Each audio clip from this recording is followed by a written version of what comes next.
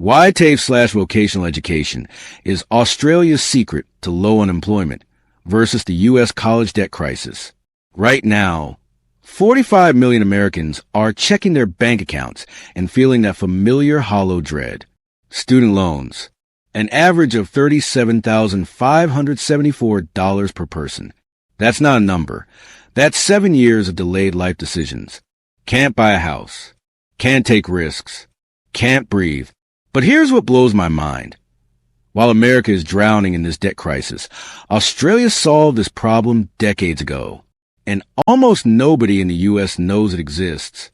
But wait, before we begin, please subscribe to ensure that you never miss out on any of my essential stuff. Comment, I subscribe below, and I will personally welcome you to our community. With that said, let's get started. I'm talking about TAFE. Technical and further education. It's not sexy. It's not what your guidance counselor told you about. But it's creating jobs, building wealth, and keeping young people employed at rates America can only dream of. So if you ever wonder why your best friend's cousin in Sydney owns a house at 25, while your college friends are still splitting rent at 28, this is why. Let me paint you a picture. 2020, a guy named Jake graduated from a decent state university in Texas with a business degree. His parents were proud. He was proud. Everyone told him this was the move. He also had $45,000 in debt. The job market hit different that year. It took him 8 months to find an entry-level position, $38,000 a year. When you do the math on his monthly payments, $520. He was spending 16% of his gross income on a debt that he'd be paying for the next 10 years. I want you to feel that for a second. That was his choice at 22 years old. Be broke for a decade, or what? There was no or. He was trapped. He couldn't propose to his girlfriend because they couldn't afford a house deposit. He couldn't take a job at a startup that paid less but taught him real skills. He couldn't take a year to figure out what he actually wanted to do. The debt made every door feel locked. Here's the part that kills me. Jake's situation isn't an outlier. It's the norm. The Federal Reserve ran a study in 2023 and found that student debt delays major life milestones, buying a home, getting married, having kids, by an average of 7 years. Millennials with student debt have 8.5% lower homeownership rates than their peers without debt. Think about that. A financial anchor dropped on you at 22 that you won't escape until you're 29 or 30. By then, your peers who didn't go to college might already own property. But Jake's story gets worse because he's not even the worst case. Meet Sarah, California, 26 years old. She did everything right. STEM degree, went to a good school, landed a job in tech at $75,000 a year. She was broke. That's because her debt was $52,000.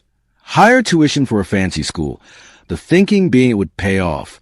Except she did the math one night and realized, at this rate, with standard repayment plans, she wouldn't be debt-free until age 45. 45. She'd be paying this debt for her entire prime earning years, prime childbearing years, prime years to take risks, start a business, invest in herself. And here's what really got to her. She was the highest paid among her friends, but she felt the poorest, because while they were talking about saving for vacations or houses, she was doing the mental math on whether she could afford to leave her job for something better, because she couldn't risk it. The debt was too heavy.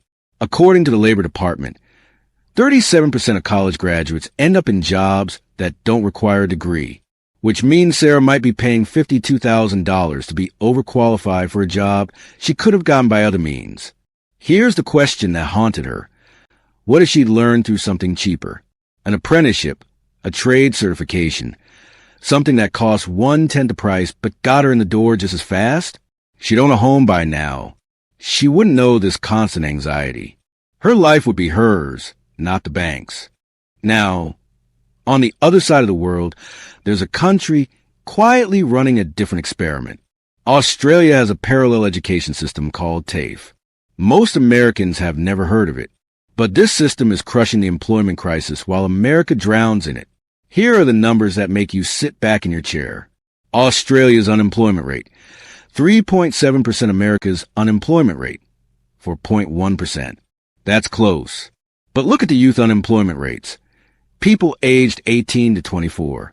Australia, 8.2%. America, 12.8%. That's 56% higher youth joblessness in America. More than half. That's not a coincidence. That's system design.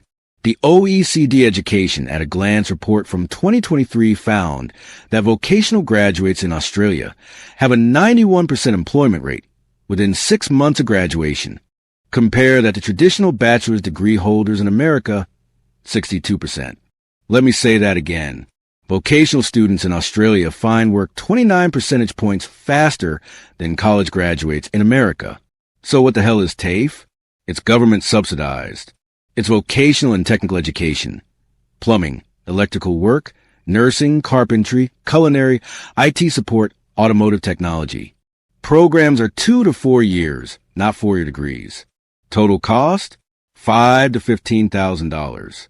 Not $100,000. Here's the magic part. Employers literally hire students before they finish the program. TAFE has direct partnerships with industry. You're not hoping someone calls you after graduation. Your employer is already locked in. Let me tell you about Marcus. He's 22. Sydney, normal kid, not particularly academic. Confused after high school about what to do with his life. Sound familiar? He chose TAFE. Electrical apprenticeship. 3-year program. Total cost, $12,000. He graduated debt-free at 21. His employer offered him a full-time position before he finished. He walked out earning $52,000 a year. No period of uncertainty. No months of job searching. No desperation. Fast forward 2 years. Marcus is 23. He owns a truck. He's putting a house deposit together. He's planning his future on his terms. His university friends? Still unpacking boxes in shared housing. Still thinking about how they'll pay back their debt. Still operating in scarcity mode. That's not because Marcus is smarter. It's because he made a different choice. And that choice has set him free. Here's where it gets dark. America didn't just fail to adopt the TAFE model. America invented vocational education. Then we deliberately buried it. Post-World War II, American policy made a choice. Universities became status symbols. Guidance counselors started pushing this messaging. Vocational equals failure. College equals success. That story stuck for 70 years. It became cultural religion. But here's the real reason it died. Universities are a $200 billion industry. If America suddenly said, hey, community colleges and trade apprenticeships are just as valid as a 4-year degree, what happens? 30% of college-bound students might shift to trade schools. That's a $60 billion revenue hit to universities. You think they're going to allow that without a fight? Universities lobby Congress. They have political power. They have alumni networks controlling hiring. The system is designed to perpetuate itself. Meanwhile, only 23% of American high school graduates choose trade apprenticeships. In Australia, 60%. It's not because Americans are less capable. It's because we've been conditioned to fear it, to see it as settling. I want to be really honest about something that might sting. There's shame attached to saying, I'm in a trade school. Your parents might feel disappointed. Your friends might think you're giving up. Society has made vocational education feel like a backup plan instead of a better plan. That shame is artificial. It was created. And it's costing an entire generation their financial freedom. Let me show you exactly how these systems compare. Cost: $100,000 to $150,000 duration. For years average debt, $37, $574 time to employment. For the 6 months after graduation starting salary, $42,000 to $55,000 job relevance. Only 50% of graduates work in a field related to their degree.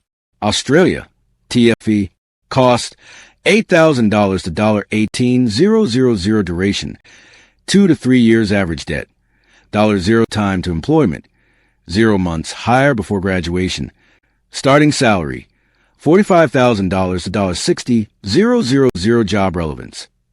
89% of graduates work in their field. Now here's the thing that economists get excited about. The OECD did this deep analysis in 2023 measuring lifetime earnings. You'd think bachelor's degree holders would blow trade workers out of water, right? Vocational graduates earn 94% of what bachelor's degree holders earn. That sounds like they're losing. Except, and this is the key, they do it without the 7-year debt burden. They start building wealth at 21. College grads start building at 28, already behind. Over 40 years, the difference is staggering. The trade worker has approximately $400,000 more wealth due to zero debt and 7 years of head start. Let me introduce Lisa. She's 32 now, living in Melbourne. At 20 years old, she chose a TAFE nursing program. Not because she was settling, because she was strategic. She graduated debt-free at 21. Started working as a registered nurse making $48,000. No period of financial stress. She built savings. Eventually, with employer support, she pursued further education to become a nurse educator, a natural career progression. Her friend took the traditional route. 4-year nursing degree. Same job, same salary. But her friend is still paying off $35,000 in debt. Same skill level. Same earning potential. Totally different financial reality. Here's a number that should make you angry. If the average American trade worker invested the money they didn't spend on college, instead of paying $120,000 over 10 years, they'd have $180,000 more in retirement than a college grad who took a decade to pay off debt. That's not theoretical. That's real money. That's the difference between retiring at 65 or retiring at 60. That's the difference between being nervous about money in your 70s or being secure. And now we get to the uncomfortable part that nobody talks about. Student debt in America isn't a bug. It's a feature. And powerful people profit from keeping it alive. Who profits from $1.7 trillion in student debt? Universities, obviously. $180 billion in annual revenue. But also federal student loan servicers. Companies like Navient and Nelnet process trillions in debt and collect billions in fees. Textbook publishers make bank because courses require $300 textbooks that get outdated every year. And here's the kicker. Employers benefit from desperation. When a graduate has $45,000 in debt, they'll take any job. They can't leave for better opportunities. They can't start a business. They're trapped in scarcity mode. That desperation is valuable to employers. It keeps wages lower than they'd otherwise be. This is why you hear about skills gaps and nobody wants to work in America. That's propaganda. What's really happening is young people are too debt-trapped to take risks or invest in the skills that actually matter. Here's a research finding that might surprise you. Universities in America spend more money on administration and sports than they do on actual teaching. The system isn't primarily about education. It's about real estate, endowments, and prestige. The National Center for Education Statistics reported in 2023 that university tuition has risen 180% since 1980. But entry-level wages? Up only 23%. The math doesn't work. Tuition is pure inflation, not increased value. And everyone profits from that inflation, except the students. If America shifted even 30% of college-bound students to vocational programs, universities would lose $60 billion in annual revenue. You really think they'll let that happen without a fight? So here's the question. Can America ever break out of this cycle? The honest answer is, not easily. But here's the hopeful part. It's already starting to happen quietly. Why is change hard? Cultural programming. 50 years of messaging that trades are less than university alumni networks controlling hiring at top companies, parents who don't have permission structures to let their kids skip college, an entire generation of older workers who see trade jobs as inferior. But change is quietly happening. Tech companies are now hiring boot camp graduates over computer science majors. No degree required, just skill. Construction trades are facing massive worker shortages. Starting salaries for electricians, plumbers, HVAC techs, now $60,000 to $80,000. Some of those jobs now pay more than entry-level corporate positions. The federal government is finally funding apprenticeships after 20 years of neglect. Gen Z is more pragmatic than millennials were. 13% of Gen Z is choosing trades now, compared to 8% for millennials. That's a 50% increase. Gen Z is watching their older siblings drown in debt and making different choices. Meet Tyler. He's 24. Austin, Texas. 3 years ago, he was supposed to go to university. His parents thought he was throwing his life away when he said he wanted to do community college and then an electrician apprenticeship. "You're so smart," they said. "Why not university?" His response? "Because I want to be smart about my money." He's now debt-free at 23, earning $58,000 a year. He runs a side electrical business that makes him an extra $15,000 a year. He's planning his house purchase for next year. His parents finally get it. They see him building equity while his cousin is building debt. There was this moment, his mom told me about it, where she realized they've been fed a lie about what success actually looks like. Tyler isn't less ambitious than his college friends. He's smarter about it. Different isn't less. Different is often better. Here's what keeps me up at night. That window, it's closing. Gen Z is carrying more debt per person than any generation in history. Debt forgiveness keeps failing politically. That relief isn't coming. The money will never materialize. The only real solution is making different choices before the debt happens. If you're 16 to 24 years old and someone told you, go to college, you'll figure out, I want you to hear this clearly. Australia figured it out. Marcus figured it out. Tyler figured it out. Lisa figured it out. So can you. The only question is, will you? Here's what I want to know. And I genuinely read every comment. If you could go back and choose right now, debt-free, working by 21, building equity by 25, or go the college route and carry a 10-year debt sentence, what would you actually pick? Not what society tells you to pick. Not what sounds impressive at dinner parties. What would you actually choose? Drop it in the comments. And if you're a parent watching this, thinking about your kid's future, tell me what's holding you back from even considering the trade route. Is it shame? Is it not knowing enough about it? I read every comment, and I want to know what's going on in your head. If this video made you rethink something, subscribe. I'm releasing a full deep dive on Australia's education system next week, and it's going to challenge everything you think you know. Thanks for watching. I'll see you in the comments.